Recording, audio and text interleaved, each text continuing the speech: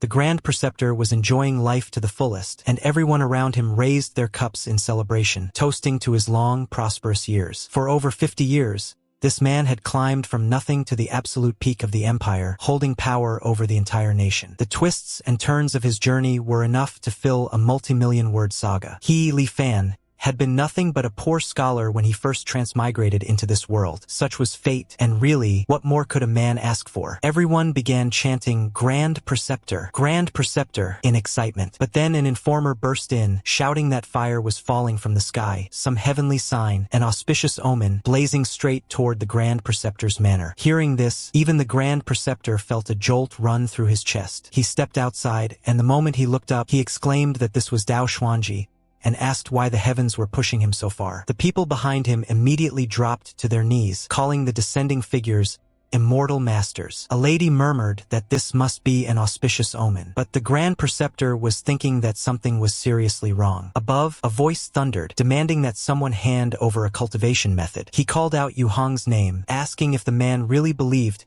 he could run to this immortal forsaken land and be left alone. He demanded the cultivation method Yu Hong had taken all those years ago, warning that this wouldn't end unless one of them died today. Yu Hong scoffed, saying it was laughable. After all, he had spent nearly a century stuck at Foundation establishment, unable to break through without the core formation method. Now, when his lifespan was almost gone and he was on the verge of turning to dust, he had finally obtained that very method. How could he possibly hand it over? The figure above agreed coldly, saying the golden core path had always been selfish. Then, with a harsher tone, he demanded what Kuo Hong thought he was doing as he prepared his spear. Kuo Hong readied himself as well, saying that if the man above couldn't withstand the immortal mortal miasma, then perhaps he, Kuo Hong, might still find a chance to survive. Their spiritual energies clashed violently, exploding with a deafening roar. Below, the Grand Preceptor and everyone else watched in stunned silence. But the Grand Preceptor understood immediately. This was bad, very bad. The blast tore through everything. His servants collapsed lifeless to the ground. His wife, his children, gone in an instant. The world around him reduced to nothing but flames and ruin. The once prosperous Swansing had become a hell of blood and fire, the Grand Preceptor thought. As far as he could see, there were only dead bodies and collapsed buildings. He feared that not even 1 in 100 citizens had survived this catastrophe. All of it was caused by just 2 cultivators who had suddenly appeared out of nowhere. And then the Grand Preceptor began laughing like a madman. Ha ha, ha ha ha, how can there be cultivators in this world? He was shouting through that broken laughter. He said that from the very moment he became an official, he had used every ounce of the authority in his hands to search for any trace of the immortal path. After he had risen all the way to Imperial Preceptor, standing above all others, he had scoured the world itself, north to the icy sea, south to the great ocean, east to the ruined abyss, and west to the linked mountains. And yet, in all of Great Xian, he had never found even the faintest shred of proof that immortals existed. He said he had already given up. He had already grown old. So were those 2 figures truly immortals? And if so, where had they come from? Back in the present, he could only think that fate was playing with him again. He began preparing a powerful spell, his expression settling into cold determination. Then he spoke. When truth is taken as false, the false becomes true. Recharging complete. Virtualize the current scene and return to the initial anchor point. The Grand Preceptor explained that this was the name Huanjin had given to his extraordinary treasure. Its power was to turn truth into falsehood and reality into illusion. It transformed his real experiences into a simulated, projected scenario, allowing him to return again to a preset anchor point the moment he first transmigrated into this world. In fact, this was already his second life in the Great Swan Nation. In his first life, despite his ambitions, he had been nothing more than an ordinary man. He had wanted to become a Zhuang Guiyan, but failed the imperial examinations over and over. After the age of 30, he finally abandoned the dream of becoming an official and started a small business instead. He became a simple, wealthy merchant, married, had children, and lived an entirely ordinary life. It was only when he grew old and lay on his deathbed that the extraordinary treasure within him finally awakened. That awakening was what led to his meteoric rise in this second life. After the Huanjin system finished recharging, it allowed him to restart his life from the anchor point again and again. But he couldn't restart just yet. There were still important things he had to accomplish in this life. So he began writing, recording everything he needed to leave behind. Then he ordered, "Pass down my decree. Command the garrison camp outside the city to rush to Suwanjing immediately and maintain order after the disaster. Most of Suwanjing's buildings had been reduced to rubble. After his trusted garrison camp took control of the city, they would not only be able to accelerate post-disaster reconstruction, but more importantly, the Grand Preceptor would be able to remain within the military camp, personally overseeing the relief efforts while secretly sending men to investigate the whereabouts of the two cultivators. Several months passed. The ruined city of Suwanjing had only just begun to regain a faint shadow of life. Reporting to the Grand Preceptor, one of his men said, "There are still no new traces of those two cultivators." The Grand Preceptor thought to himself that he shouldn't have allowed himself any hope to begin with. In that case, there was nothing left in this life for him to hold on to, so he initiated the process. As always, the treasure's mechanical voice echoed first. "Virtualize the current scene and return to the initial anchor point." The Grand Preceptor answered softly, "Yes." Everything around him began to rewind. Time folded back on itself. All memories, all events, all 50 years of rise and tragedy collapsed into spiraling streaks of light. As he gazed back across the entirety of his life, he murmured into the collapsing world, "Dao Xuanji, Shuangzi, Kuahong, 50 years from now, I'll be waiting for you in Swanzing." Then he issued the final command, "Huanzhen,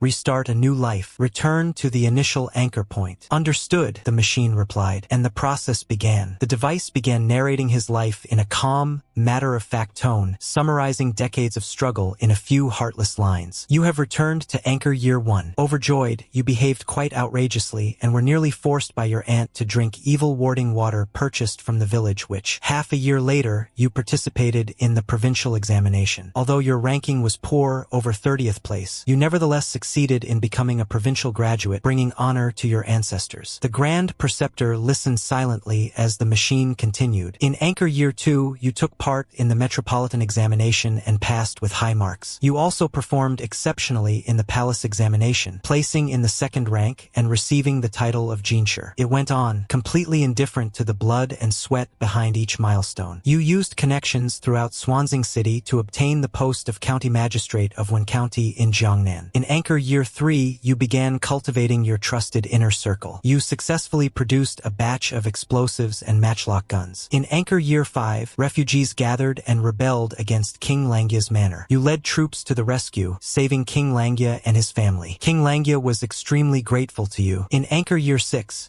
you were promoted to prefect of Yuanzhou Prefecture and married the daughter of the Vice Minister of Personnel. The Grand Preceptor could almost see those years flying by as the voice droned on. In Anchor Year 7, your wife bore you a son. In Anchor Year 10, King Langya's consort gave birth to a son. You personally visited to congratulate them, presenting a meticulously prepared gift. In Anchor Year 15, the emperor passed away. King Langya ascended the throne, adopting the era name Xiangjing. Emperor Xiangjing summoned you to the capital, promoted you to Vice Minister of War, and ordered you to lead troops to suppress the rebellions. The device paused only for a moment before continuing. In Anchor Year 18, you completely eliminated the rebel forces. Emperor Xiangjing revoked your military authority, promoted you to Minister of War, and appointed you Grand Tutor to the Crown Prince. In Anchor Year 20, the Empress became entangled in a witchcraft case. Emperor Xiangjing was furious and banished her to the Cold Palace. The Crown Prince privately sought your assistance, and you decisively agreed. Through independent investigation,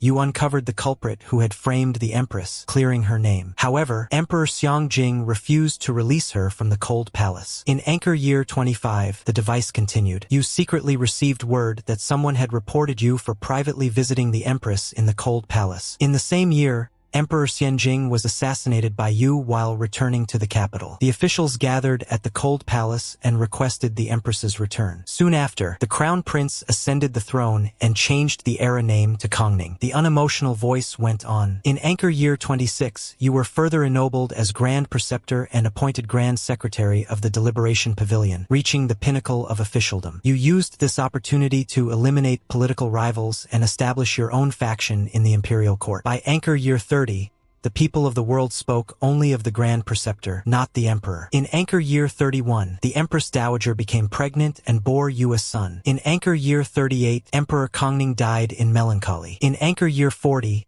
the Empress Dowager passed away from illness. In Anchor Year 45, your wife passed away. In Anchor Year 46, your eldest son succumbed to illness. In Anchor Year 50, 2 immortals descended from the ruined abyss in the east, destroying Swansing City. You escaped with your life by sheer luck. The voice finally paused. This emulation has ended. You may choose one of the following options to retain. 1. An item you possessed during the simulation. 2. Your cultivation realm from the simulation. 3. The simulated memories of one person closely related to you. This memory can be inherited by that person. 4. Forgo all selections and accelerate the recharging progress. Li Fan stared at the glowing interface, watching those lines hover before his eyes. He wondered to himself whether reality had been turned into illusion, or if it had all simply been an illusion so realistic that it felt true. Or perhaps, after reaching a certain point, the boundary between falsehood and truth simply ceased to exist altogether. He sighed. Forget it. Better to look at the 4 options first. After examining them carefully, he came to his conclusion. There's not much to say about the first and second options. If I were truly embarking on the path of cultivation, both would be extremely useful, but in my previous life I was just a mortal. As for the third option, who knows what a person would become after inheriting decades of memories. No, stability is more important. That left only the 4th option. Li Fan understood it well. Huanzhen's ability to turn illusion into reality required long-term recharging. Whenever he suffered a fatal blow,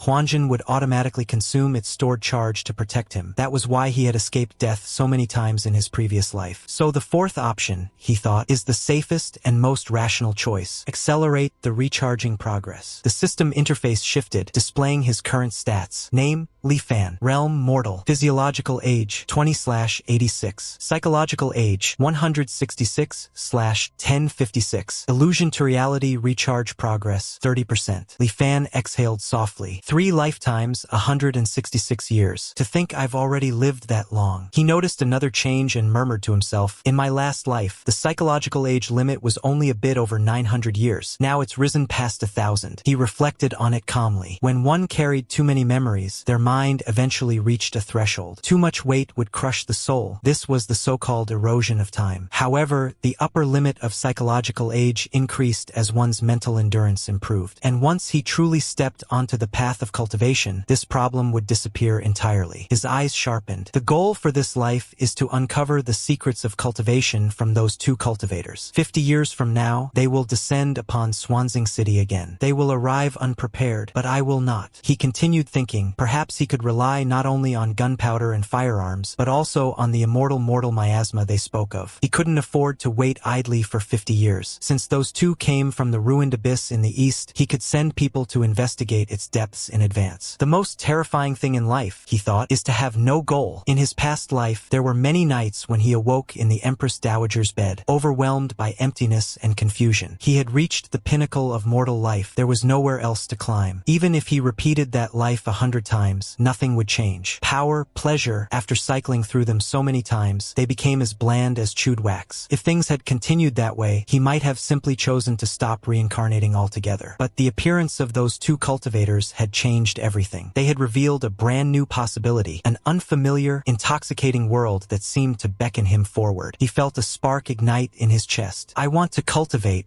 he thought. I want eternal life. And in that moment, a fierce smile appeared on Li Fan's face. No one can stop me. Then he stretched out his hand and said softly, Thou, Shivangji Kwahong, see you in 50 years. With the experience of 2 lifetimes behind him, everything in his third proceeded as smoothly as water flowing through a canal. He still participated in the imperial examinations, but this time, with decades of political experience and insight, every essay he wrote carried the weight and sharpness of someone who had lived 100 years. He ranked first in the provincial examination, then first in the metropolitan examination, then first again in the palace examination, a triple first, his name shaking the entire realm. Afterward, he still chose the post of county magistrate of one county. The imperial court was confused, regretful, and baffled at why a top-ranked Jinshi would willingly bury himself in such a minor post. But considering his overwhelming fame, his request was approved. Armed with a crystal-clear understanding of the temperament, ambitions, and weaknesses of every official in the region, knowledge inherited from his previous lives, he quickly brought one county under control and began promoting the trusted subordinates who had once followed him in past timelines. In Anchor Year 4,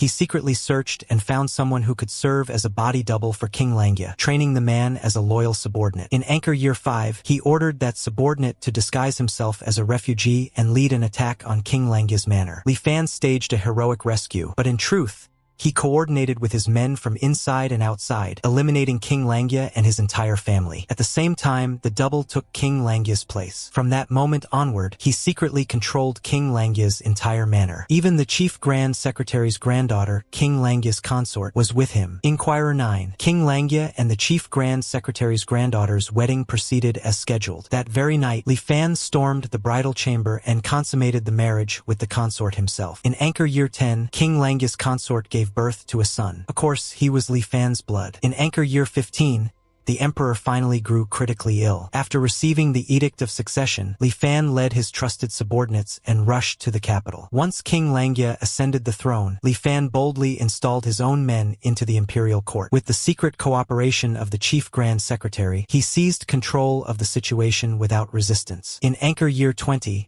after helping his own son become emperor, he ennobled himself as Grand Preceptor. He stepped out from behind the curtains and once again held supreme power over the world. After this, the gears of Great Xian's development did not slow. Instead, under his will, they turned faster than ever. Anchor Year 35, Grand Preceptor's Manor. The Grand Preceptor asks his subordinate whether the mist over the ruined abyss truly disperses for half a day every 15 years. The subordinate reports respectfully that it is indeed so. He explains that the immortal-seeking camp has been stationed at the ruined abyss, observing day and night, and that they made a significant discovery a few days ago. When the great mist dissipated, faint light was seen shining from the bottom of the abyss. Using telescopes, they observed strange, inverted sceneries, visions that differed for each observer. Some of the men claim they saw the 100,000 mountains rising and falling, with magnificent buildings faintly visible within. Others report seeing vast cities spread across plains, bustling with life, with populations likely exceeding 1 million. Still others insist they witnessed a floating city wrapped in multicolored clouds, with rare birds and exotic beasts circling it. The entire scene, he says, was nothing short of miraculous. The Grand Preceptor replies that just as he expected, the origin must indeed be connected to the ruined abyss. He then asks if they have found a method to reach the bottom. The subordinate immediately panics and admits his incompetence. He tells the Grand Preceptor that they tried every method they could think of, but whenever they descended past a certain depth, a sudden astral wind would erupt and tear them apart instantly. He explains that the astral wind is so terrifying that even their strongest armor cannot endure it for even a heartbeat. The Grand Preceptor raises his head and looks toward the distant sky, remarking that it seems he will have to wait for those 2 cultivators after all. Anchor Year 50, Great Swan Nation, Swanjing. When the destined day arrives, chaos erupts in the sky above Swanjing. Firelight and torrents of spiritual power collide violently, shaking the heavens. One cultivator shouts that Swangszi should not push his luck any further. Swangszi, once again, is fighting with all his strength, his spiritual energy roaring like a storm. A moment later, the other cultivator suddenly demands to know who dares to launch a sneak attack. As the 2 overwhelmingly powerful figures battled in the sky, the soldiers down below were fully prepared. The moment the clash intensified, they raised their guns and opened fire. But against cultivators, such attacks were laughably insignificant. One of the cultivators casually snatched all the bullets out of the air before they could touch him. He wondered aloud what these tiny metal pellets were supposed to be. His curiosity grew, and he even picked up a gun from the ground to examine it. He appeared genuinely surprised as he remarked that the weapon was quite interesting, using intricate mechanical structures in place of spirit formations and relying on explosive force instead of spiritual energy. He commented that it was unexpected that mortals, exiled to this land of immortal severance for several thousand years, had managed to create something so clever. However, he also noted that its usefulness existed only because the great Tao of this land was incomplete. Outside the region of immortal severance, he said, such devices would be nothing but useless scrap metal. His eyes turned cold as he added that mortals daring to attack cultivators was laughable. He admitted that he had originally felt a slight pang of guilt, but now he believed they were simply seeking death. Then he raised a hand and invoked a technique he called Fire Dragon's Roar. A dragon-shaped blaze erupted forth, roaring across the battlefield and tearing through everything in its path. Buildings fell, the ground cracked, and flames consumed entire blocks. But when he surveyed the aftermath, his expression twisted twisted in confusion. He wondered how so many mortals were still alive. His technique was not something ordinary humans should have been capable of surviving. The second cultivator glanced around and offered an explanation. He said these hidden weapons must have been soaked in mortal blood, and that after his companion had been tainted by the immortal mortal miasma, his Tao arts had weakened. He added that they had been ambushed the moment they arrived, and that even the immortal mortal miasma had been deployed against them, clear evidence that their enemies had prepared meticulously. He concluded that the place was too strange, and that it was unwise to linger any longer. The first cultivator agreed and said they should leave at once. However,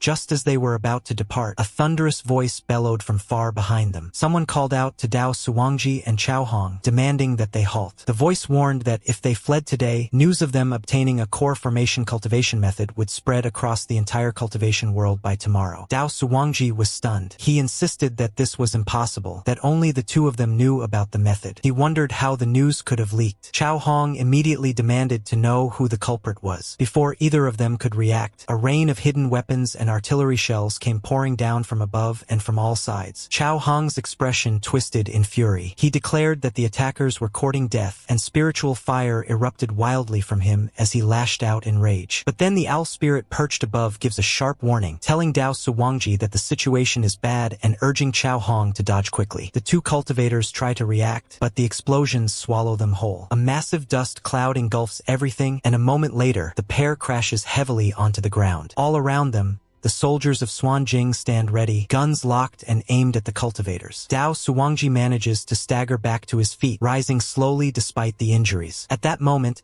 a soldier steps forward and announces that the Grand Preceptor has issued an order. If the two cultivators surrender peacefully, their lives will be spared. Dao hesitates for a moment, thinking silently about the situation, but fury begins boiling inside him. He refuses to accept such humiliation. Just as he prepares to act, he notices Chao Hong struggling to speak. Chao Hong tells him to take his storage ring and flee. Above them, a massive fire dragon flickers into existence, Chao Hong's final remnant of power, but it dissolves almost immediately into faint sparks. Chao Hong, a foundation establishment cultivator who had cultivated for 205 years, had built his Dao foundation using the wondrous Kuelong branch in the land of immortal severance. But after being besieged by thousands of mortals and carelessly contaminated by the immortal mortal miasma, his cultivation collapsed in an instant. His lifespan reached its limit. His body lay lifeless, and his Dao dispersed, returning to the heavens. A soldier calls out again, stating that immortal master Dao Suwangji is not the Grand Preceptor's enemy, and that if he ceases resisting, the Grand Preceptor guarantees his safety. Some distance away, the Grand Preceptor listens and reflects. He thinks he heard an unusual sound from the sky when Chao Hong died, though he decides it no longer matters. Capturing an immortal in this life is already impossible. What truly surprises him is how catastrophically lethal the immortal mortal miasma is to cultivators. At that moment, Dao Suwangji rises once again. His expression is calm, yet filled with grief and fury. He declares that he does not know who the attackers truly are or what they seek. He acknowledges that he and Chao Hong have been plotted against, resulting in death and the downfall of their Dao. He states that they should have nothing more to say, but he refuses to accept this ending. He condemns his unseen enemies for hiding behind mortals and for using despicable methods like the immortal mortal miasma, something all cultivators loathe. He says that for Chao Hong, a man who cultivated earnestly for 2 centuries, to die at the hands of such tactics feels undeserved and bitter. He then reminds the soldiers that they have all witnessed Chao Hong's foundation establishment wondrous item, and now, he says, he will show them his own. He announces that, with the wonders of heaven and earth, he forged his Dao foundation. Dao Suwangji then begins preparing something enormous, so enormous that the sky itself distorts. A colossal shape forms high above, gathering power as if the heavens were being carved open. Dao announces that his Dao foundation is called Dao Xin, and that he has a sword he wishes everyone present to witness. Chaos erupts everywhere. Just as the devastating light is about to descend, Li Fan hears a faint voice call the name Huan Zhen, and then, abruptly,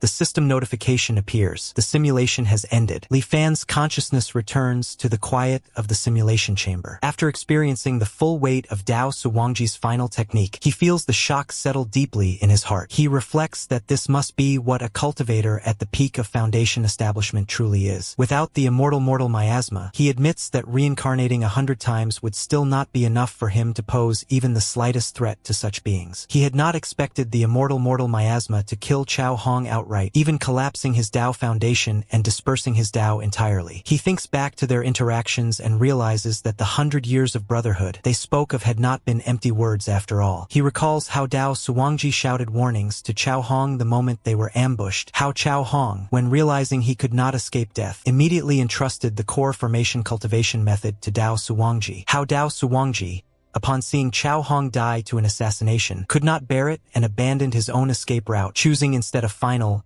mutually destructive sword strike. All of it, he reflects, shows a bond deeper than ordinary brotherhood. He remembers Dao Suwangji's earlier words about the golden core path, how on that path there could only be one. The world contains many core formation methods, yet countless cultivators remain trapped in foundation establishment, unable to take the final step. The golden core path is inherently solitary, ruthless by its very nature. Li Fan repeats the thought quietly in his mind. The golden core path, there can be me but no other. If such was the case even for men as close as brothers, he wonders what the cultivation world outside must be like. Still, he feels no hesitation. He tells himself that no matter how dangerous the road ahead may be, he will not waver. With Huan Zhan assisting him, and with sufficient caution and preparation, he believes no obstacle will be insurmountable. Last time, he had chosen to ambush both cultivators at once. Perhaps, he thinks, in the next cycle he can attempt to win one of them over instead. He checks his status and notes that his psychological age limit increased only by a few decades this time. It suggests he is nearly at his limit. Counting the life before he ever transmigrated, this is already his 5th life. Li Fan reflects that the path to immortality is truly arduous. He hopes these 50 years will not be wasted. Anchor Year 35, Endless Ruined Abyss. Drawing upon the knowledge gained from the last simulation, Li Fan heads toward the Endless Ruined Abyss. He reminds himself that the dense fog over the abyss disperses once every 15 years, and that he has come personally this time to witness the phenomenon with his own eyes. After an uncertain amount of waiting, the earth trembles. A colossal surge of white mist erupts upward from the depths, forced out like a reverse waterfall spewing straight into the sky. The violent wind accompanying it howls relentlessly, and it lasts a full quarter of an hour before the dense fog finally begins to disperse. Li Fan takes out his telescope and peers into the now exposed abyss. According to intelligence from the previous life, the scenery at the bottom of the ruined abyss was supposed to differ for each observer. For some, it was mountains. For others, cities. For others still,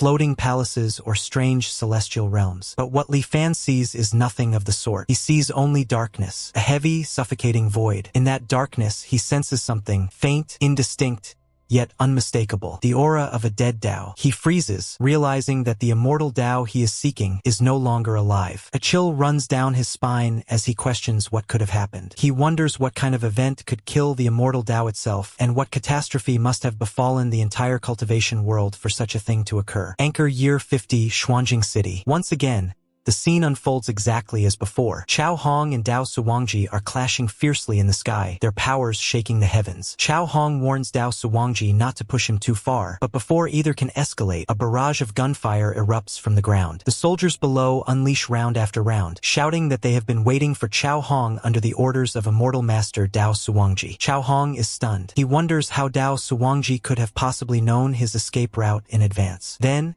as the bullets streak toward him, he notices traces of a mortal miasma clinging to them and immediately realizes he has been poisoned by it. He lashes out in fury, accusing Dao Suwangji of using disgraceful tactics. Dao Suwangji, however, is equally furious. He cannot understand why the mortals are attacking Chao Hong under his name, nor how they have access to the immortal miasma. He senses that something is deeply wrong. He explains that these mortals were not sent by him at all. But before he can say more, the soldiers begin shouting again, claiming that Dao Suwangji had promised them freedom from the land of immortal severance if they helped him kill Chao Hong and seize the core formation method. Chao Hong becomes enraged. He insists that only he and Dao Suwangji know about the core formation method, so no one else could have orchestrated this plot. Dao Suwangji is shocked, realizing that the soldiers somehow know about the core formation method. He realizes that an unknown hand is manipulating events. The soldiers then cry out in desperation, reminding Dao Suwangji that they had risked public wrath for the immortal miasma he supposedly requested. They claim that their entire clan now faces destruction from the backlash, and they beg him to honor the promise they believe he made. Dao Suwangji, scanning the scene beneath him, suddenly locates the person he has been searching for. His expression twists with fury, and he dives straight toward the culprit, calling him a shameless villain and demanding silence. His strike tears through the ground, unleashing chaos and destruction. But the moment he attacks, the soldiers begin shouting again, asking if the immortal master intends to kill them now to silence them. Dao Suwangji pauses and wonders what sort of magic artifact is enabling this deception. The target he is pursuing is surprisingly well protected and cautious. As he continues tearing apart the battlefield in search of the hidden manipulator, Chao Hong watches from above. Heartbroken, he declares that in their 100 years together, he never imagined Dao Suwangji could stoop to such wicked schemes. He believes Dao Suwangji is desperate for the core formation method and cannot understand why his old brother would resort to such vile tricks. Dao Suwangji is truly furious. His aura flares violently. Chao Hong, instead of fleeing, begins gathering flames around himself and declares that he will no longer run. If Dao Suwangji wants the core formation method, he may come take it by force. Chao's fire surges, and he unleashes a technique he calls Raging Flame Dragon. A blazing dragon bursts forth once again, descending toward Dao with overwhelming force. Dao does not waste a breath on replying. He steadies his breathing, raises his hand, and summons his enormous sword. The massive blade streaks upward and collides with the fiery dragon, stopping it mid-air. A tremendous beam struggle erupts, light and flame clashing violently above Xuanjing City. On the ground, the soldiers panic. They whisper among themselves that Dao Suwangji is a fickle man who remembers every slight. If he wins, none of them will survive. One of the clan leaders orders his sons to assist Immortal Master Chao Hong and attack Dao Suwangji. Chao Hong, locked in the clash, lets out laughter. The flames surge higher around him. Dao Suwangji roars for the flames to break, shattering the fiery prison and shooting upward again. He follows by activating his Dao Foundation, summoning a colossal sword, Dao Xian, and sends it directly at Chao Hong with terrifying momentum. Chao Hong only laughs harder. He announces that he wants to see whether Dao Suwangji's Dao Xian is truly stronger than his own Kuelong branch. He activates his own Dao Art Dragon transformation, and his fire dragon swells to titanic size, opening its jaws to devour the sword itself. As the dragon begins overpowering the sword, another wave of fiery bullets comes shooting upward toward Dao Suwangji. The soldiers below shout that they are assisting Immortal Master Chao Hong. The bullets explode mid-air, releasing the immortal miasma once again. The miasma eats into Dao Suwangji's strength immediately. His expression twists in pain. He recognizes the technique instantly and curses the Kuelong branch. A massive phantom tree bursts out from his body, the manifestation of the Kuelong branch, and his spiritual power collapses rapidly. His fate is sealed. Dao Suwangji, a foundation establishment cultivator who cultivated for 201 years, forged his Dao Foundation using the strange item rusted sword Dao Xian. But here in the land of immortal severance, he battled with everything he had and ultimately died at the hands of Chao Hong. His body falls lifelessly, and his Dao disperses, returning to the heavens. The Grand Preceptor and his soldiers watch the outcome unfold. The Grand Preceptor notices that the same mysterious voice echoes again, the same one he heard when Chao Hong died in the previous simulation. Chao Hong descends to the ground. Despite his victory, he looks somber and murmurs Dao Suwangji's name with sadness. The Grand Preceptor then steps closer, approaching Chao Hong with deliberate calm. He introduces himself respectfully as Li Fan and offers his greetings to the Immortal Master. Li Fan lowers himself respectfully and implores the Immortal Master to spare the 1,000 lives of his clan. Chao Hong studies him with a cold expression. He remarks that the mysterious voice which echoed earlier must have been Li Fan's work, and he questions how a mere mortal dared to interfere in a clash between cultivators. Chao Hong is clearly displeased. Li Fan, however,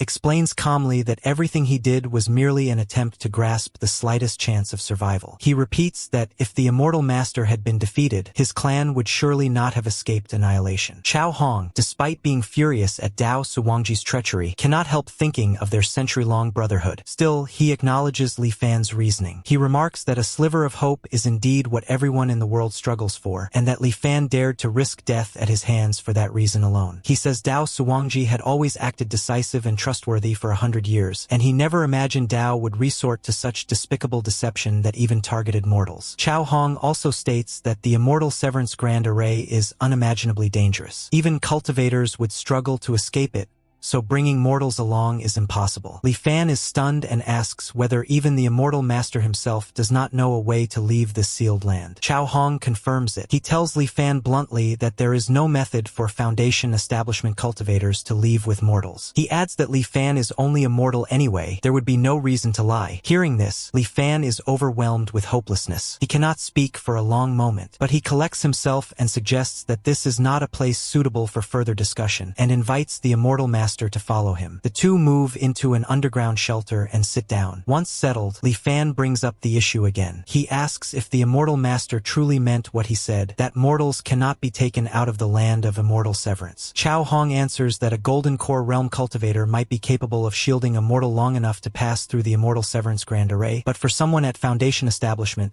it is absolutely impossible. He explains that mortals would be torn apart before taking even a single step into the array. Li Fan then asks whether this means mortals have no hope whatsoever of leaving this world. Chao Hong tells him that to leave the land of immortal severance, one must first cross the grand array. With a mortal body, survival is impossible. He even questions why Li Fan worries about it at his age, saying that living as a local king should already be good enough. Li Fan, however, quietly raises a different point. He says that even if he cannot leave, what about his descendants? If future generations of his clan could cultivate until they reached Foundation establishment like the immortal master, would they not then be able to leave? Chao Hong bursts into laughter the moment he hears Li Fan's question. He tells Li Fan that the idea is absurd, that the land of immortal severance contains not even a trace of spiritual energy, making cultivation fundamentally impossible. He points out the eternal divide between immortals and mortals, saying that the mortals here are soaked entirely in miasma, their bodies tainted beyond repair. How could such beings possibly cultivate the immortal Tao? He advises Li Fan to abandon the thought altogether. He explains that if mortals truly wish to cultivate, they must first leave this sealed world, rebuild their bodies, and cleanse themselves of the miasma. Without that, even if the path to immortality lay open before them, they would be able to see it, but never touch it. The Grand Preceptor falls silent. He feels his world collapse in an instant. Everything he had chased, everything he had prepared for across lifetimes, the hope of immortality, the plan to grasp cultivation,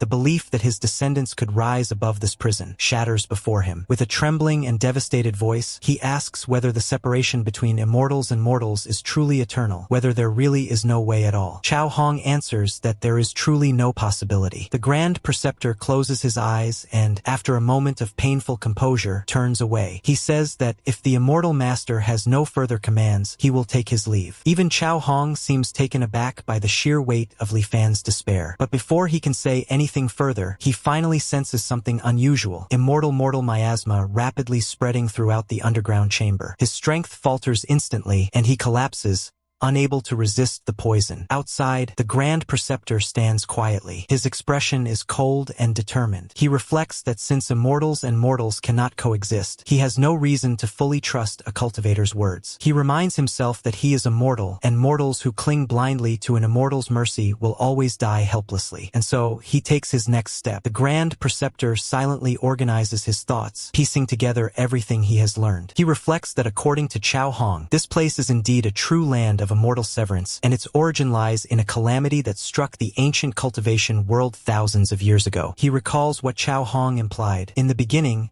cultivators paid little attention to a plague spreading among mortals. It was considered insignificant, just another mortal disease. But everything changed when the first cultivator became infected. Once that happened, the plague mutated, growing stronger and rapidly adapting. Its method of transmission shifted to the very spiritual energy cultivators relied upon. Through the spiritual energy permeating heaven and earth, the plague spread at terrifying speed, engulfing the entire cultivation world. For infected cultivators, mild cases caused their cultivation to regress and their realm to collapse. Severe cases caused complete loss of cultivation overnight. They would become no different from mortals, and shortly after, their bodies would fail and their Tao would disperse back into the heavens. In their despair and fury, cultivators lashed out at what they believed to be the source of the infection, the mortals. Thus began a massive campaign of slaughter. Mortals fled in confusion, not knowing why they were being hunted, not understanding what sin they had committed. They simply kept running, though they knew nothing of the plague or why cultivators had turned against them. But before long,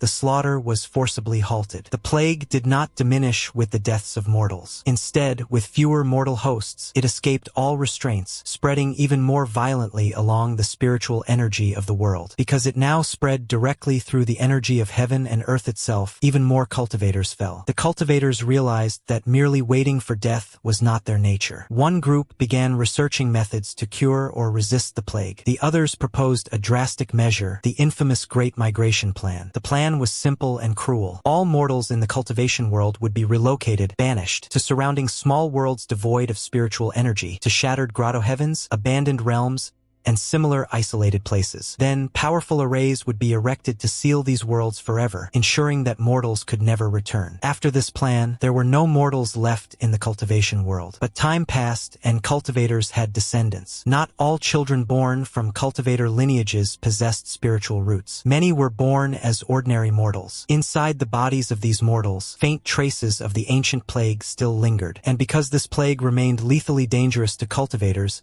these descendants, if they wished to cultivate, first had to completely cleanse the plague from their bodies. In time, the plague became synonymous with the divide between immortals and mortals. People eventually named it the immortal mortal miasma. Among the ancient records Li Fan studies, he finds a letter noting that, in order to prevent high-level cultivators who had been exiled for long periods from dying off, the mortals were first used to form and stabilize the lands of immortal severance. These lands served as buffers, isolated regions where mortals were sealed away so the plague would no longer contaminate the cultivation world. The Grand Preceptor reads this and sighs inwardly. He realizes that there is no telling how many such lands exist across countless shattered worlds, and even fewer cultivators would dare to enter them. For him to have encountered 2 of them in his lifetime had already been an unbelievable stroke of luck. But luck was not eternity. He reflects that he is still a mortal, bound by the limits of mortal flesh. Although he can simulate reincarnation, each cycle is only a repetition within the span of his natural lifespan. He is already 70 years old. His physical limit sits at 86. 16 years remain. In such a short time,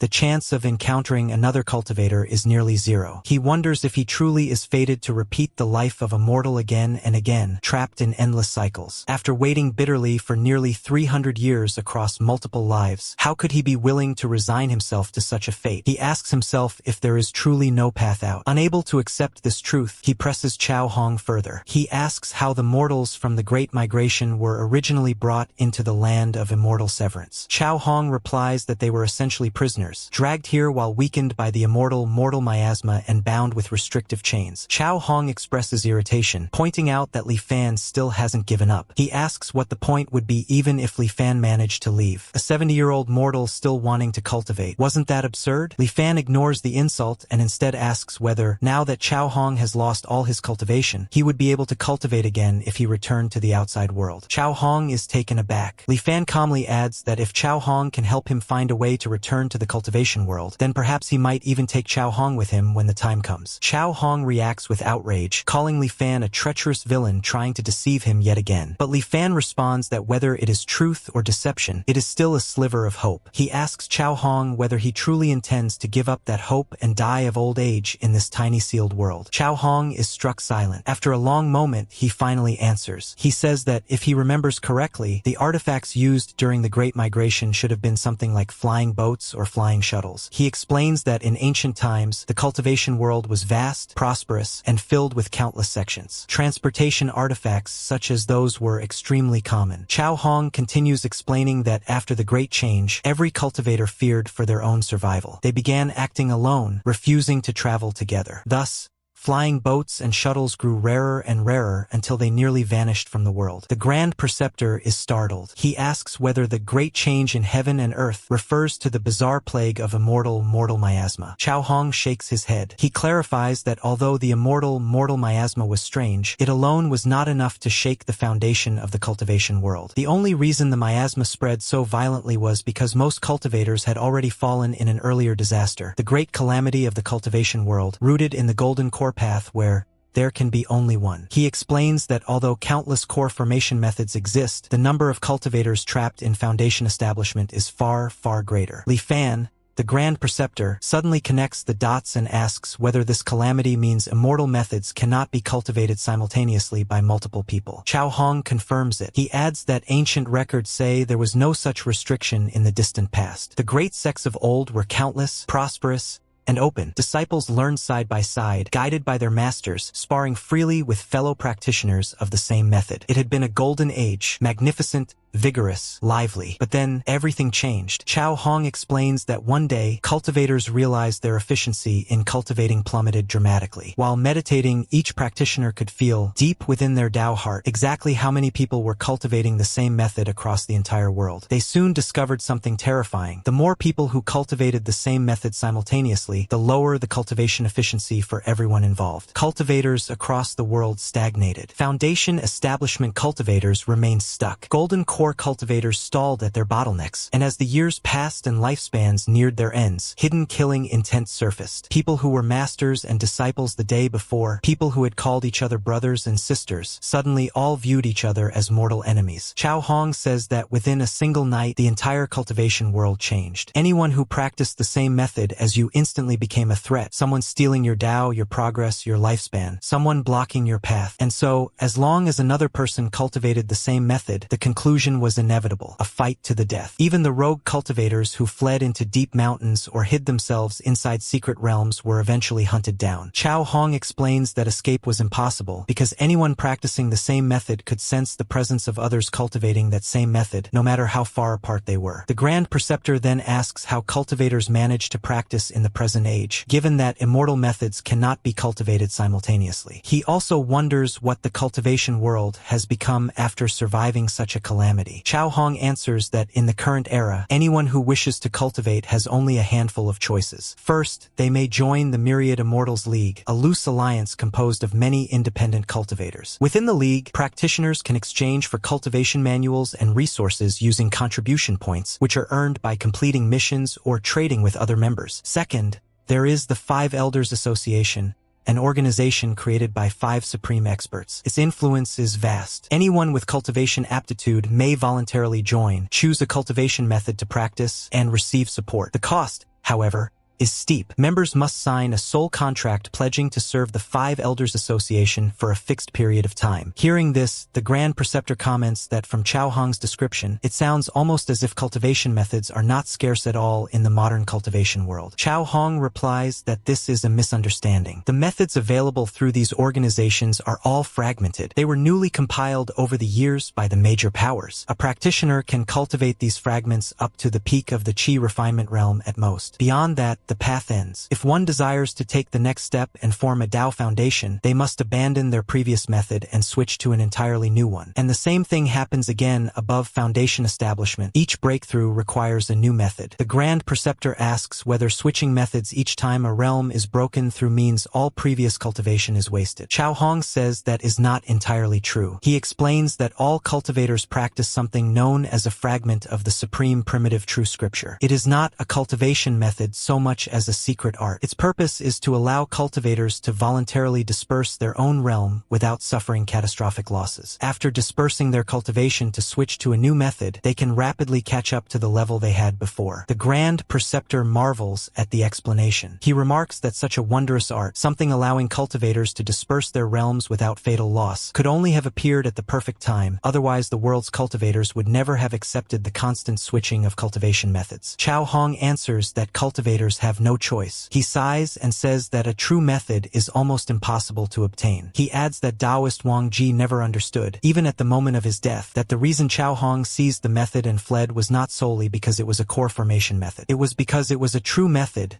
one capable of leading directly to the nascent soul realm. The Grand Preceptor turns this over in his mind. Nascent soul, true method. The implications are enormous. Chao Hong then shares more basic knowledge of the cultivation world. For example, how a cultivator's death triggers celestial phenomena within a certain radius, before returning to the main subject. Chao Hong says he once heard rumors that over the millennia, mortals from the lands of immortal severance have occasionally and secretly returned to the cultivation world. Most consider such stories mere gossip, with no solid evidence. The Grand Preceptor replies that rumors often hide truth. Smoke rarely exists without some fire. As long as there is even the faintest possibility, he will not abandon hope. Chao Hong mutters that he cannot imagine how someone so old, already with one foot in the grave, still has so much fight left in him. The Grand Preceptor calmly states that if Chao Hong helps him find a path back to the cultivation world, he will not only free him and take him along, but also return everything belonging to both him and Dao Suwangji, including the nascent soul true method. Chao Hong is stunned. He asks if Li Fan is truly serious. Li Fan assures him that he is. Chao Hong agrees. He says that if this is the case,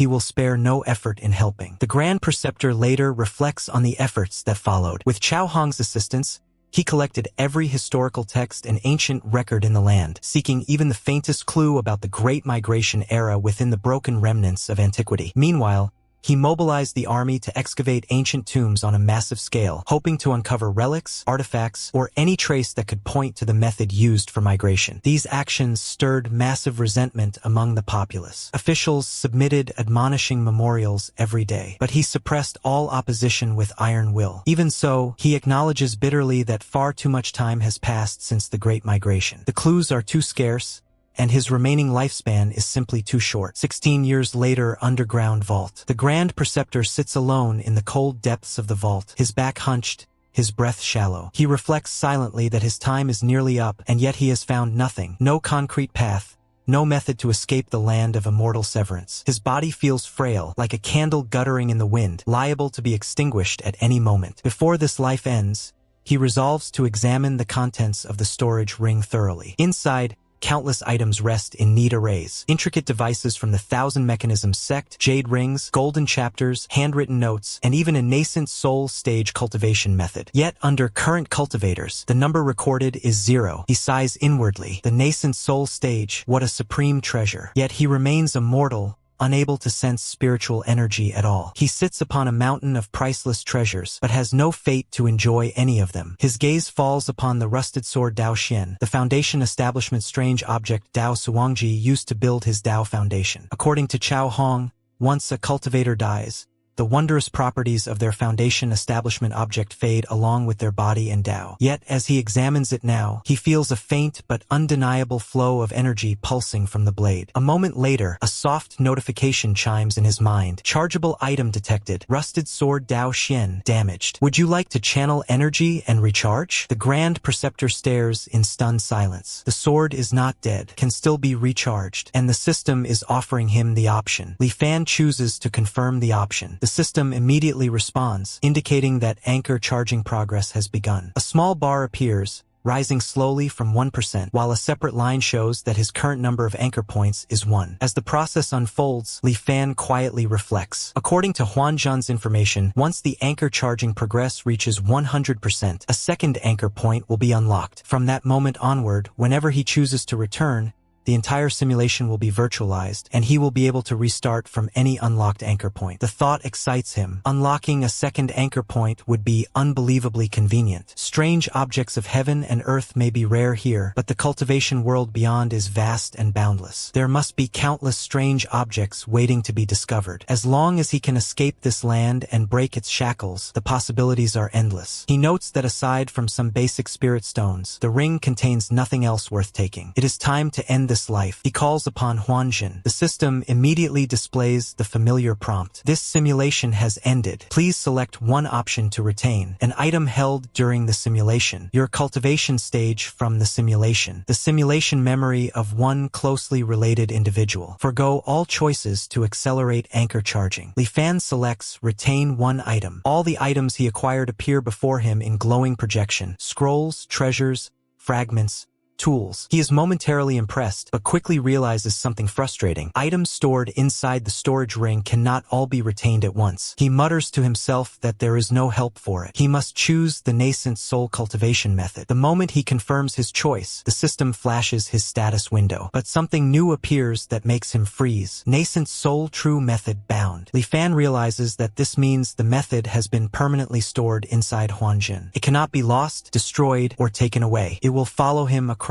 every life. He understands instantly that this single change drastically widens his strategic possibilities. He recalls that in his previous life, in order to find a way to the cultivation world, he mobilized the empire to excavate ancient tombs on a massive scale. That monumental operation shook the whole nation. Even with his overwhelming authority, it incited fierce resistance. If the imperial court attempted something similar right after stabilizing, the backlash would be uncontrollable. But if he begins preparing from an early stage, if he starts shaping thought, reforming beliefs, subtly altering the worldview of the common people, then with 2 decades of careful planning, it may be possible to normalize the idea of grand excavation. It might not be impossible to shift the entire mindset of the nation. Time passes. The system announces that his sixth life has begun. With Li Fan secretly fanning the flames of reform and policy, countless subtle changes begin rippling through the world. Anchor Year 5. A new ideological movement suddenly appears, the Antiquarian School. Carrying several exquisitely preserved ancient scrolls, they travel to Xianjing to seek an audience with the emperor. These texts are so refined, so unprecedented in craftsmanship, that their very appearance shocks the world. The scrolls bear the titles I Ching, Tao Te Ching, Manhwa, the Analects, the Great Learning. Their authenticity and mysterious origins shake scholars across the realm. Anchor Year 6. The Son of Heaven suddenly falls gravely ill. His condition worsens daily, and all imperial physicians are helpless. At this desperate moment, the Antiquarian School presents a pill to the emperor. With no alternatives left, the dying emperor consumes it. Unexpectedly, the pill works. Within a few days, the Son of Heaven fully recovers, and the Antiquarian School's reputation spreads across the entire realm like wildfire. Anchor Year 11. In Jianghuai Prefecture, a massive tomb robbing case is uncovered. A team of more than 100 tomb raiders is captured. The Jianghuai prefect, Li Fan himself, does not dare make a decision on such a severe matter. He immediately sends an urgent letter, 800 li expedited, requesting the emperor's judgment. A month passes before the decree finally arrives. The emperor spares them from execution and instead orders them enslaved and transported to the capital. Anchor Year 15. The emperor once again falls gravely ill. Remembering the miraculous pill years ago, he becomes obsessed with finding another immortal elixir to prolong his life. He deploys an army of more than 100,000 to excavate ancient tombs across the land in search of clues. But immortal pills are too rare. The emperor dies with deep regret. Yet the wave of antiquarianism and large-scale tomb exploration only intensifies. Before his death, he passes the throne to King Langya. With this, Li Fan once again secures his position, controlling the empire from behind the scenes. Anchor Year 23. As tombs are unearthed one after another, fragments of ancient history begin to reappear. The earliest dynasty traceable in the records is identified, the Qi dynasty. Scholars and commoners alike are astonished. Li Fan issues a grand proclamation. Anyone who discovers an ancient tomb from the Qi dynasty shall be enfeoffed as a marquis. This unprecedented bounty explodes across the nation. Anchor Year 25. At long last, the imperial expedition uncovers the tomb of the first emperor of the Qi dynasty, Yi Xing. In just over a month, a passage to the main tomb chamber is cleared. Then,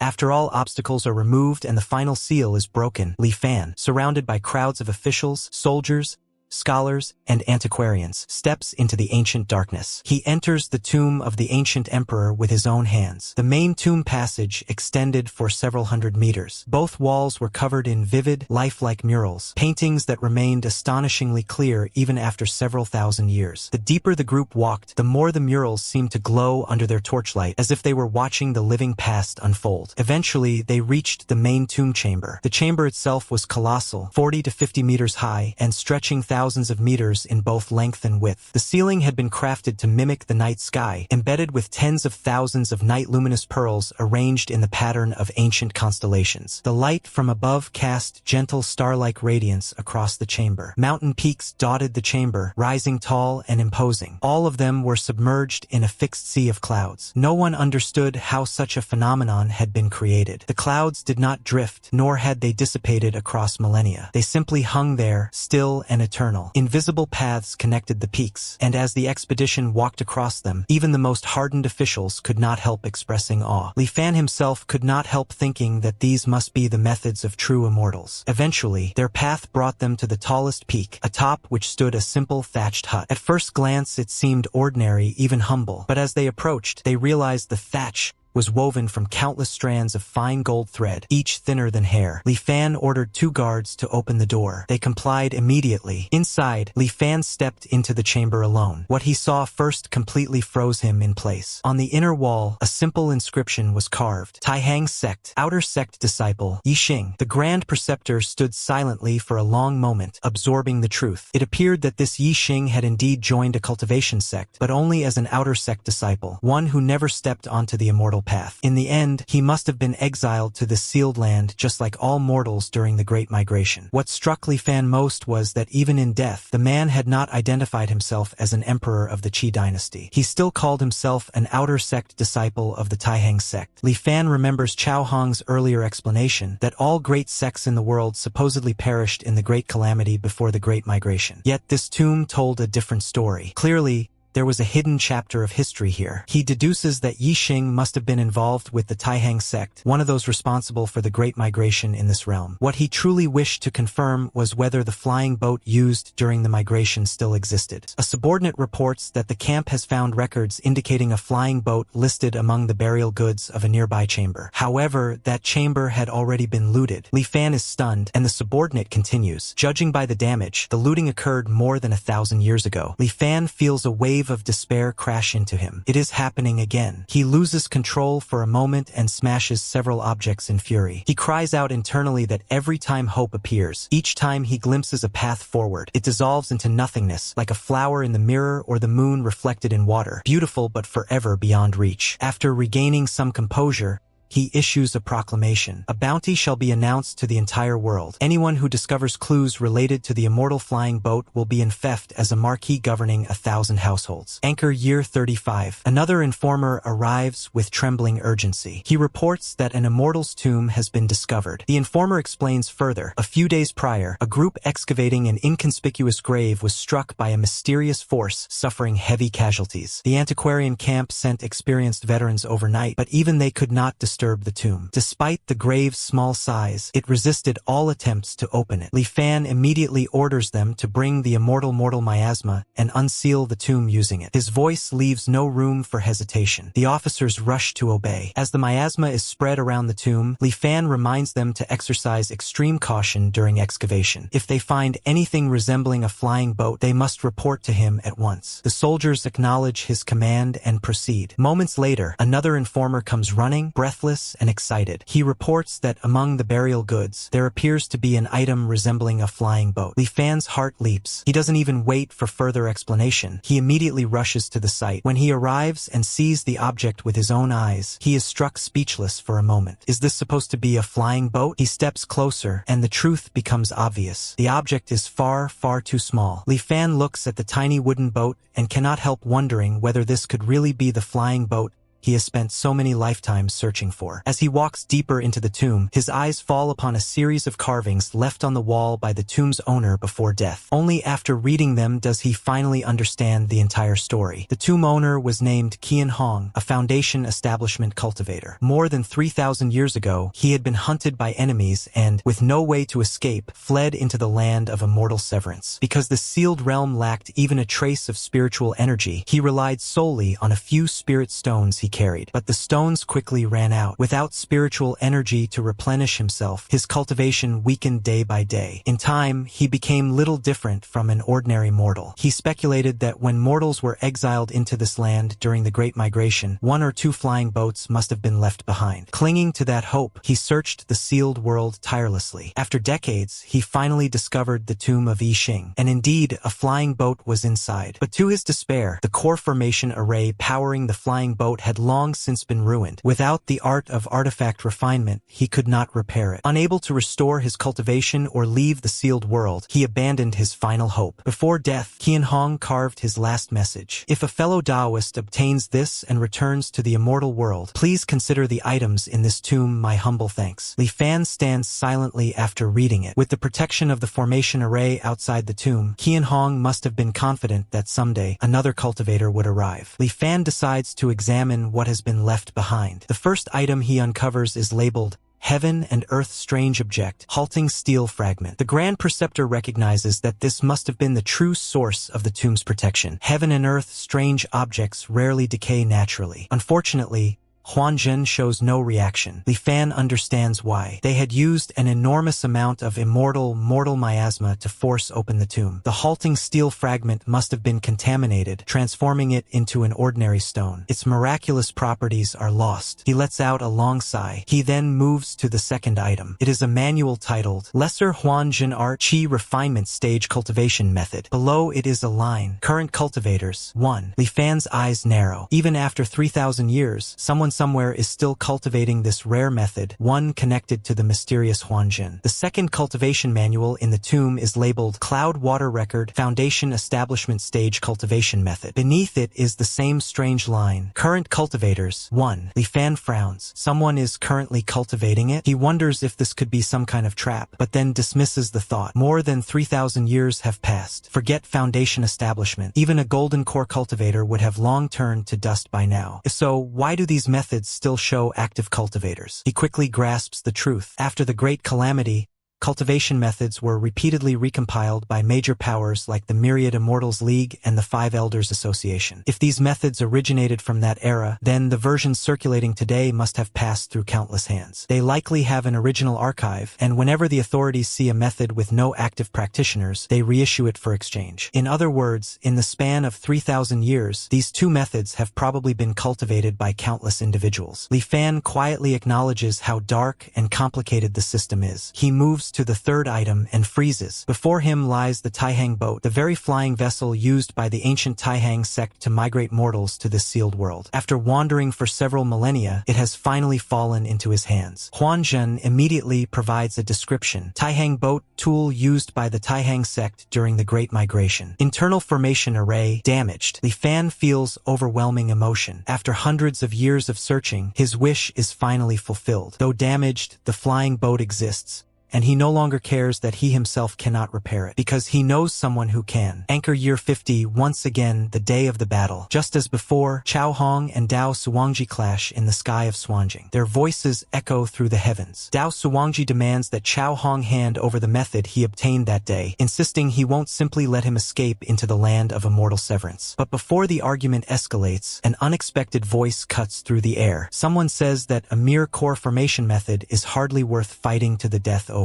Both cultivators freeze in shock. Neither sensed this person approach. They demand to know who dares speak such arrogant words. Down below, Li Fan calmly calls out, inviting both of them to come down and have a discussion. The sudden composure in his tone unsettles both Dao Suwangji and Chao Hong. Yet they descend, landing silently, each watching the other with caution. And thus, three figures gather on the ground. One mortal grand preceptor, and two furious foundation establishment cultivators. Neither Dao nor Chao speaks first. They simply wait, silent and wary, unsure how a mortal dares insert himself into a battle of this scale. Li Fan stands before them, expression steady, since he is the one with control. The Grand Preceptor begins laughing, his voice warm and confident as he explains that when his ancestor lay dying, he left behind a prophecy that one day, two individuals would emerge from the ruined abyss in the east and step foot in the capital. When that day came, it would mark his clan's opportunity to finally leave this sealed world. For thousands of years, the clan had half believed and half doubted this cryptic prediction. Now that it has come true before his eyes, he insists it is an occasion worthy of great celebration. Chao Hong studies him carefully and asks how he should address him. The Grand Preceptor replies calmly that he is Li Fan. Dao Suwangji then comments that Li Fan makes it sound as though his ancestor predicted thousands of years in advance that the two of them would arrive here. He also asks what Li Fan means by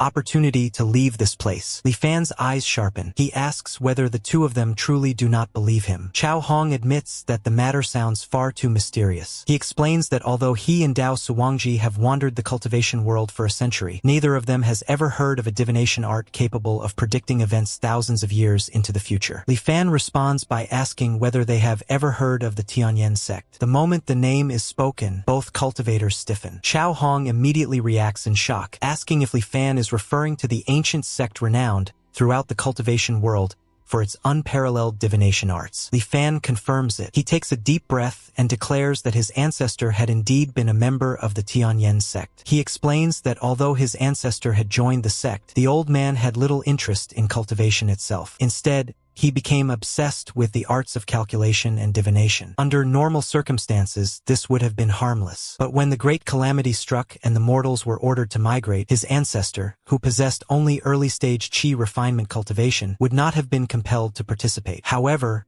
Seeing his family descend into terror during those chaotic days, the ancestor volunteered to oversee the mortal migration. Once he carried them into safety, he chose to remain in the sealed land and live out his days among his own people. Dao Suwangji nods slowly, saying he finally understands the background. He then asks Li Fan why he stopped their fight. Li Fan answers steadily. No cultivator had set foot in this sealed world for thousands of years. When he saw the two of them today, he immediately knew they were the very individuals prophesied by his ancestor, the key to freeing his clan from this land. Seeing them about to fight to the death over a mere core formation method, he had no choice but to intervene as quickly as possible. Dao Suwangji admits that he and Chao Hong have made fools of themselves. He explains that cultivation methods are incredibly rare in the outside world, and that fighting to the death over a single scroll is entirely normal. Li Fan sighs softly, asking whether things in the cultivation world truly have to be so cruel. Dao catches the tone in Li Fan's voice and begins to suspect something. Before he can finish speaking, Li Fan cuts straight in. He reveals that before his ancestor died, he left behind a cultivation method scroll capable of leading directly to the golden core stage. Chao Hong reacts immediately. His eyes brighten with surprise and excitement. He says that if such a method exists, then he and Dao Suwangji would no longer need to fight at all. Dao keeps his composure but directly asks what Li Fan seeks in return. Li Fan explains that his ancestor's last wish was to return to the Taihang sect. Before death, besides leaving behind the golden core method, the ancestor also passed down a Dharma artifact called the Taihang boat. Although it is damaged, his ancestor used the Taiyan divination art to calculate that someday, two cultivators would arrive in this land, one skilled in sword arts and one who loved refining artifacts. These two would help the descendant clan repair the Taihang boat and escape this despairing world. Dao is stunned. He exclaims that the description matches perfectly. Chao Hong is obsessed with artifact refinement, while he himself walks the sword path. He wonders aloud whether the Taiyan sect's methods were truly so incredible. Chao Hong is equally shocked, remarking that it is unimaginable for someone at only the Qi refinement stage to possess such unfathomable divine power. Li Fan grows quiet for a moment, then invites them to examine the cultivation method scroll for themselves. As they prepare to leave, Dao jokes that Chao Hong already obtained one core formation method and still wants more. Chao Hong retorts that in that case, he will stay behind. And so, exactly as Li Fan anticipated, Chao Hong remains, while Dao Suwangji follows him. The moment they enter the hidden chamber, Dao Suwangji notices the thick mortal miasma lingering in the air and is visibly startled. Li Fan calmly explains that mortals must resort to such measures to protect their family's priceless heirlooms and asks Dao to take a look. He presents the scroll. Dao Suwangji unrolls it and instantly freezes. It reads, "Thousand Mechanisms, Jade Ring, Golden Chapter, Nascent Soul Stage Cultivation Method. Current Cultivators, 0. Dao Suwangji is shaken to the core. He recognizes immediately that this is a genuine nascent soul cultivation method. The shock on his face is impossible to hide. Li Fan inwardly notes that everything is proceeding exactly as he predicted. Out loud, he asks whether Dao now believes him. He explains that earlier, in front of Chao Hong, he intentionally said it was only a core formation method. He feared Chao Hong might again harbor malicious intentions. Dao Suwangji praises Li Fan's cautiousness, saying he respects his meticulous thinking. He promises that Chao Hong truly is proficient in artifact refinement, and that he will fully persuade him to help repair the Taihang boat. Li Fan laughs heartily, saying that he will be counting on Dao. Once the boat is repaired, he will personally hand over the cultivation method with both hands. Later, Dao returns to inform Chao Hong. Chao Hong reacts with excitement. He realizes that Li Fan was telling the truth and that an ancestral method really does exist. Dao confirms he saw it with his own eyes. But just as Li Fan predicted, Chao Hong begins harboring malicious thoughts. He silently thinks that Li Fan is merely a mortal and that he could simply take the cultivation method by force. Chao Hong privately wonders whether he can simply take the cultivation method by force. After all, Li Fan is only a mortal. What resistance could he possibly put up? But Dao Suwangji stops him. Dao points out that although Li Fan is indeed mortal, he is a descendant of the Taiyan sect, and the divination art he displayed earlier was terrifying and unfathomable. Dao warns that forcing Li Fan might trigger hidden contingencies. Repairing the Taihang boat is not even a difficult task for them, so why create unnecessary trouble? Chao Hong reluctantly agrees. He thinks that if Li Fan were to reveal in desperation that the method was actually a nascent soul technique, the consequences would be far more complicated. The next day, Li Fan hands the Taihang boat over to the two cultivators for repairs. When Chao Hong examines it, he is immediately astonished. He comments that, As expected of a treasure from the Taiyan sect, its refinement techniques are ingenious and its internal formations profound, far superior to anything he has ever studied. He admits that successfully repairing this would greatly elevate his own artifact refining Dao. Li Fan expresses gratitude. He promises that whatever resources they need, he will provide without hesitation. Time flows steadily. Cultivation does not heed the passing of years, and neither does artifact refinement. Although the Taihang boat looks like a small wooden vessel on the outside, it takes nearly an entire year of effort for Chao Hong and Dao Suwangji to fully repair it. When the news reaches Li Fan, he hurriedly goes to inspect the results. Chao Hong reports that the boat's core power formation, its transformation and scaling array, and its dust cleansing formation have all been restored to full functionality. Only the defensive and offensive formations could not be fully repaired due to material limitations, so they could perform only basic fixes on those. He assures Li Fan that breaking through the Immortal Severance Grand Array should not be difficult, but handling attacks from cultivators during the journey will be challenging. Li Fan studies the repaired vessel and is struck by its magnificence. He responds that it does not matter. As long as the boat can travel outside the Immortal Severance Grand Array, they can return to the cultivation world. With his ancestor's token, he believes he can eventually find a way back to the Taihang sect. Chao Hong continues explaining. The Taihang boat uses spiritual energy as its power source and must be controlled via spiritual sense. It has 3 transformation levels. The first form, 10 meters long, 2 to 3 meters wide. The second form, 100 meters long. The final form, 1,000 meters in length, its full capacity. However, spirit stone reserves are limited. Chao Hong says that what he loaded into the boat is enough for Li Fan to leave the sealed land in the second form, but not much more. Chao Hong reminds Li Fan that piloting the Taihang boat requires at least chi refinement level spiritual sense, and he wonders whether the Grand Preceptor will need their assistance. But before he can finish asking, a powerful surge of energy ripples through the chamber. The Taihang boat responds instantly. Chao Hong is stunned. He remarks that Li Fan's methods are truly extraordinary. He is actually able to control the Taihang boat despite being immortal. Li Fan laughs lightly, saying it is nothing more than a few insignificant tricks and not worth mentioning. He expresses sincere gratitude to the 2 cultivators, explaining that after 1,000 years of being trapped in this place, hope has finally appeared, and it is due to their efforts. Dao Suwangji then asks what they discussed earlier, whether the Grand Preceptor has something ready for them. Li Fan nods. Everything is already prepared, he says. He invites Dao Suwangji to follow him so he can receive it. 3 days later,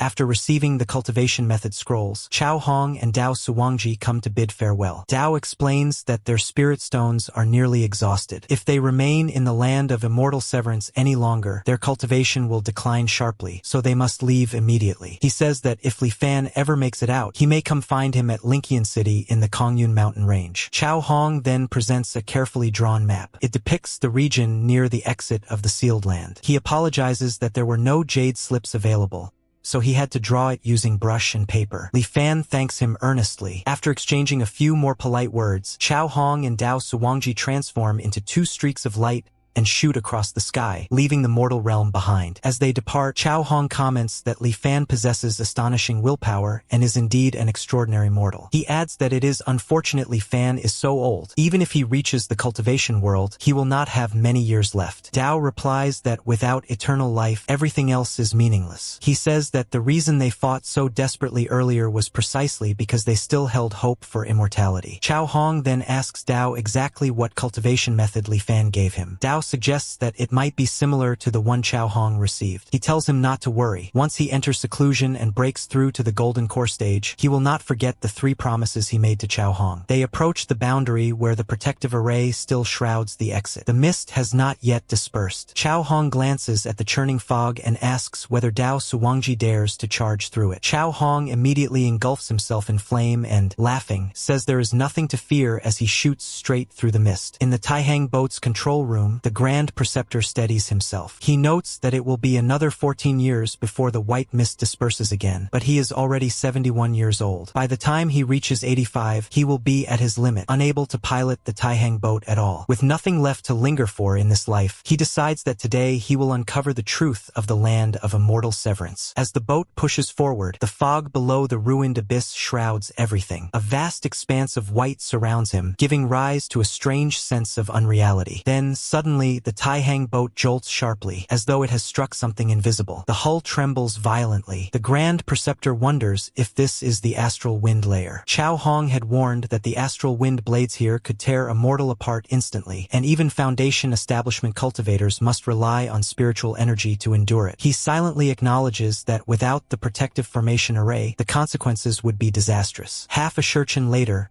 under his careful control, the Taihang boat finally passes through the astral wind layer. The violent shaking fades, and ahead of him spreads an endless, dazzling light. He has escaped the immortal Severance Grand Array. Beyond it, his path unfolds rapidly. He reaches the cultivation world, gains a rare cultivation method through sheer fortune, and forms his golden core within 100 years. His cultivation advances steadily thereafter. 1,000 years later, he attains the Tao and ascends. In the immortal world, he starts from the lowest immortal official and climbs step by step, eventually standing as an immortal emperor overlooking all immortals. Afterward, he shatters the spatial barrier of the immortal world and ascends to the god realm, beginning as a minor existence and, after 10,000 years of cultivation, reaching the God King stage, becoming the strongest being in that realm. Endless tribulations follow. He ascends into the primeval God realm, starts again from the lowest rank, and after another 10,000 years of cultivation, reaches the primeval God King stage, becoming the supreme existence of the primeval god domain. After that, he went through countless hardships and ascended to the primeval god realm, becoming a low-level gatekeeper there, before starting all over again from the beginning. Then, in the next instant, the Grand Preceptor finds himself back inside the Taihang boat. He cannot believe what he is seeing. He wonders aloud whether everything he experienced just now had been nothing more than an illusion caused by the illusory light layer, and he also questions why the boat has suddenly turned around. Finding himself in a completely different world, he remarks that, according to Ku Hong's map, he has already left the illusory light layer and arrived at the third layer of the immortal Severance Grand Array, the inversion layer. He concludes that the Taihang boat must have navigated away from the illusory light layer automatically, which is likely the reason he woke up. He notes that he had lost consciousness inside the illusory light layer, yet the Taihang boat still managed to travel to the inversion layer on its own. He considers the possibility of allowing the Taihang boat to control its own direction while he merely provides the power needed to accelerate. A faint intuition then rises from the Taihang boat, directing him which way to go, and he follows its guidance by accelerating forward. He identifies the next region as the fourth layer of the immortal Severance Grand Array, the Raging Fire layer. Just as expected, by following the direction indicated, the Taihang boat continues its automatic navigation, and he soon arrives smoothly at the Raging Fire layer. At this point, he concludes that this must indeed be a backdoor left behind by the cultivator who originally operated the Taihang boat during the ancient mortal migration. Such a vessel, he reasons, would naturally be designed to pass through the immortal Severance Grand Array on its own. Now confident, he stops attempting to steer and instead focuses solely on supplying power while allowing the Taihang boat to handle the rest. Even as the vessel passes through raging fire, profound ice, and violent thunderbolts, each place appearing unimaginably dangerous, the Taihang boat consistently avoids disaster at the last possible moment. The journey remains perilous, but never fatal. In this manner, he soon reaches the final layer, the darkness layer. Ku Hong had once mentioned that this layer is not particularly dangerous, merely an expanse of endless dark. Feeling relieved, the Grand Preceptor lets out a breath and murmurs to himself that once he passes through this point, the cultivation world lies ahead. After 6 lifetimes of reincarnation, he feels that he has finally reached the threshold. But then, before he can savor the moment, a colossal monster, unimaginably gigantic, opens its mouth wide in the darkness. Everything goes black. Instantly, Grand Preceptor Li Fan finds himself suspended in limbo, where the simulation calmly informs him that the simulation has ended. He is exhausted now, breathing heavily, and clearly frightened. He wonders what that enormous thing was just now. He notes that when Chao Hong and Dao Xuanji passed through the immortal Severance Grand Array, neither of them encountered such a creature in the darkness layer, so he cannot understand why he had. He considers whether it might be some mechanism that targets mortals specifically. He concludes that the most prudent choice is still to wait for the great mist to disperse and for the light to emerge from the bottom of the ruined abyss before attempting further exploration. Even so, he admits to himself that although he failed at the very end, the gains from this life have far exceeded all expectations. After choosing to retain the Taihang boat, he begins his 7th life. In Anchor Year 4, he leads his trusted aides to Qian Hong's tomb once again. This time, he uses a spray infused with immortal miasma to slowly corrode the defenses until the halting steel fragment's power is weakened to the point that it can no longer pierce armor. He chooses to recharge it, and as the progress bar begins to rise, he notes that the fragment remains somewhat damaged, but the anchor charging progress still increases by 25%. He calculates that 3 more such efforts will allow him to unlock the second anchor point. He then remarks that the other items in the tomb no longer hold any value for him. After instructing his men to reseal the tomb, he departs the graveyard. In Anchor Year 5, he finds himself unable to resist returning to the eastern ruined abyss. He tells himself it will only be a quick look, with no intention of descending. Peering downward, he confirms that the sight is just as unbelievable as before. At that moment, he thinks that if he were piloting the Taihang boat right now, he could probably fly straight into the cultivation world. He asks himself whether he truly needs to wait another 15 years. He reflects further. If he allows Huanjin to keep charging because he is too timid to act, how can he ever hope to achieve the Great Tao? He reassures himself that he has already tried this path once in his previous life. As long as he is careful and avoids the unknown monster lurking in the darkness layer, he believes he can escape this accursed land. Grand Preceptor Li Fan tells himself that as long as he is careful enough to avoid the unknown monster in the darkness layer, he should be able to leave this damned place. But before he can reassure himself further, a massive burst of light erupts from deep within the abyss. He immediately sees something terrifying. Exhaustion washes over him, and he struggles to breathe steadily. Countless whispering voices suddenly echo in his mind, luring him to walk straight into the ruined abyss. He realizes that if the light from the bottom of the abyss had not pierced through the immortal Severance Grand Array at that exact moment, he might already have stepped forward and fallen to his death. 15 years later, Anchor Year 20. Grand Preceptor Li Fan explains that Huanjin has finally finished charging. With renewed confidence, he returns to the ruined abyss. This time, he pilots the Taihang boat and after a perilous but ultimately safe journey, reaches the Thunderbolt layer. He stops just above the darkness layer. A powerful wind begins to rise, and under its influence, the raging thunderbolts gradually weaken. Small specks of light begin emerging from the pitch-black depths below. He uses this precious illumination to search for the monster lurking in the darkness, but despite scanning every direction, he cannot spot anything. As the light rapidly fades, he stops hesitating. He drives the Taihang boat at full speed, racing downward toward the bottom of the ruined abyss. But just as before, the monster appears again. He immediately concludes that his earlier guess was correct. The creature harbors extreme malice toward mortals. Perhaps its mission is to devour any mortal who dares approach this place. Even so, he manages to maneuver the Taihang boat upward, pulling away from the monstrous presence. He rises higher and higher, shouting for the boat to ascend as the creature relentlessly pursues him. The enormous monster continues to chase, trying to swallow the vessel whole. However, once he reaches the Thunderbolt layer, he notices something strange. The creature suddenly halts. It refuses to leave the edge of the darkness layer and does not cross upward. Using the illumination from the Thunderbolt layer, he finally gets a clear look at the entity. What he sees horrifies him. The creature is unimaginably large, a colossal beast, terrifying in both size and appearance. He can barely comprehend what kind of existence it is. He mutters inwardly that the thing resembles some kind of giant whale, so massive that the Taihang boat seems like a grain of dust beside it. Yet, somehow, every time he passes through the darkness layer, it manages to detect and pursue him. Realizing this, he admits that he will have to try different methods if he wishes to escape its reach. He comforts himself by noting that, fortunately, he still has plenty of chances to attempt this escape. Over the next 15 years, he repeatedly tries to force his way through the darkness layer. However, each time he does, he notices that the time it takes for the giant whale to detect him becomes shorter and shorter. As a result, he can only fight a brief running battle with the creature before being forced to retreat in miserable defeat. Anchor Year 25.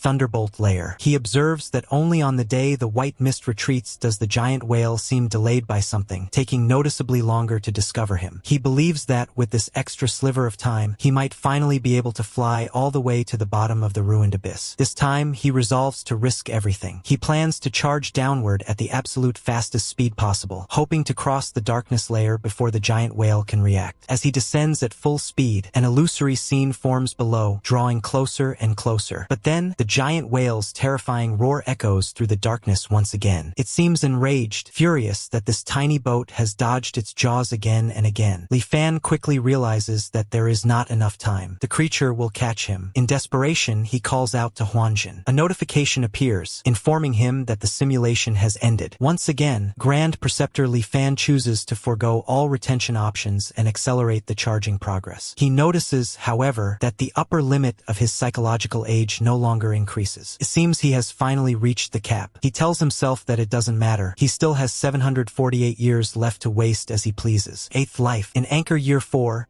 he opens Qian Hong's tomb once again. He reflects that at least this life has not been completely meaningless. By Anchor Year 5, on the day the white mist retreats, the void transformation charging progress has already reached nearly 90%. But he knows that anything below 100% makes no real difference. He can only wait patiently. In Anchor Year 20, he attempts again and fails. In Anchor Year 35, he tries once more and still fails. He continuously adjusts the timing of his attempts and becomes increasingly skilled at maneuvering the Taihang boat. By Anchor Year 50, he decides not to force his way through the darkness layer anymore. He is already old. His reflexes and mental sharpness have declined significantly. Attempting another charge would be futile. Instead, he chooses to go meet his two old friends, hoping they might provide valuable clues. Once again, he hears the familiar voice of Chao Hong saying that Dao Shuangji should not push his luck. The Grand Preceptor cannot help remarking that hearing this sentence now fills him with a strange sense of nostalgia. He explains that he still uses the pretense of possessing a golden core cultivation method to lure the two cultivators to the Grand Preceptor's manor. When they arrive, he asks whether either of them has ever seen such a monster. After 3 rounds of drinks, he brings out the scroll painting depicting the giant whale. He tells them that his ancestor once said on his deathbed that if their descendants ever had the chance to escape this land of despair in the future, they would not need to worry about anything else, because with the protection of the Sex Taihang boat, they would be safe. The only exception was the final layer, where a giant whale lurked, and that layer required extreme caution. Chao Hong is shocked. He asks why he never saw such a terrifying beast in the pitch-black void. Dao wonders aloud whether it could possibly be that creature. The Grand Preceptor notices Dao's reaction and comments that Dao seems to recognize the beast. Dao explains that he has not seen it personally, but has read about it in an ancient text. According to those records, there was once a sect in antiquity called the beast-taming sect. This sect had no profound cultivation methods. Instead, it relied solely on beast-taming arts to command the strange beasts of heaven and earth. Among the most famous of these beasts was a creature resembling the one in the painting. Chao Hong adds that now that the subject has been brought up, he vaguely remembers hearing about it. He believes it was called the realm-splitting whale. The Grand Preceptor asks if either of them knows a way to avoid such a creature. Dao admits he has only heard fragmented rumors. Chao Hong states that the strange beast disappeared from the cultivation world thousands of years ago, so they have no knowledge of its habits. The Grand Preceptor concludes inwardly that, in the end, he must rely on himself. After handing the cultivation method to Dao Shuangji and sending the two cultivators away, he chooses to end that life. 9th life. He opens Qian Hong's tomb yet again, wanting to absorb the halting steel fragment to charge Huanjin. Unfortunately, Huanjin does not respond this time. From Anchor Year 20 to Anchor Year 35 to Anchor Year 50, he continues trying again and again, but no matter what he attempts, he still cannot break through the darkness layer. By Anchor Year 65, he has reached 85 years of age. His lifespan is nearly exhausted, and he acknowledges that he is too old now. He can no longer compete in a battle of wits and daring against the realm-splitting whale. He decides he will not forfeit. Instead, he resolves to give up control of the Taihang boat entirely and allow it to drift slowly toward the bottom of the ruined abyss from the very beginning. The vessel drifts through the astral wind layer, the illusory light layer, the inversion layer, the raging fire layer, the profound ice layer, the thunderbolt layer, and finally the darkness layer. Soon, he witnesses something shocking. He wonders why the realm-splitting whale has not appeared this time. He is already near the very bottom of the ruined abyss, and yet the creature remains absent. He feels this is an opportunity he cannot miss. He commands the boat to accelerate at full speed. Only then does the whale begin to chase him. He becomes anxious, wondering why the creature suddenly discovered him at this exact moment. After thinking carefully, he realizes something crucial. He concludes that the realm-splitting whale cannot see, or perhaps chooses to ignore, objects moving at a constant velocity. As long as he maintains the same speed, he can pass through the immortal Severance Grand Array safely. He begins to laugh wildly, declaring inwardly that the final shackle binding him to the land of immortal Severance has finally been broken. He cannot stop laughing like a madman as the whale roars helplessly behind him, unable to reach the Taihang boat. Moments later, he transcends the darkness layer. Amidst his manic laughter and the whale's furious cries, the Taihang boat breaks through the rift between the two realms, heading straight toward the cultivation world. His surroundings blur. He feels as though he has instantly crossed the distance of several worlds. Immense pressure crushes down on him, causing blood to flow from every part of his body, yet he pays it no mind. Looking back toward the immortal Severance Grand Array, Li Fan notes that his perspective has risen to an infinitely high vantage point. From this elevated view, he witnesses a sight he knows he will never forget for the rest of his life. There are realm-splitting whales, not one, not a handful, but hundreds. Then he realizes the number is even more terrifying. There are thousands, then tens of thousands of them. Countless realm-splitting whales drift silently through the void, carving out swath after swath of dark space. They tear open one isolated region after another, each one resembling the land of immortal Severance from which he came. From this distant perspective, he sees the land he escaped slowly drifting farther and farther away from the cultivation world. Hit 2,000 likes and the next chapter drops instantly.